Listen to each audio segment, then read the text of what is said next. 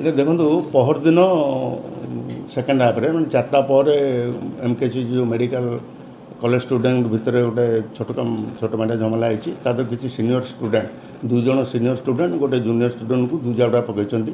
ସେଇ କନେକ୍ସନରେ ବୈଦ୍ୟନାଥପୁର ଥାନାରେ ଗୋଟେ କେସ୍ କରାହେଇଛି ଆଉ ବର୍ତ୍ତମାନ ତଦନ୍ତ ଚାଲିଛି।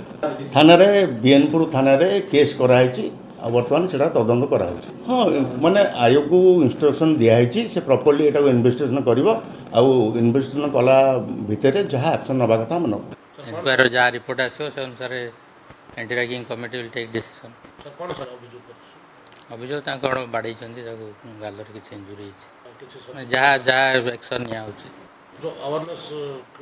ହଁ ଆୱାରନେସ୍ ବି କରାହେଉଛି, ସମସ୍ତଙ୍କୁ ଇନଫର୍ମେସନ୍ କରାହେଉଛି।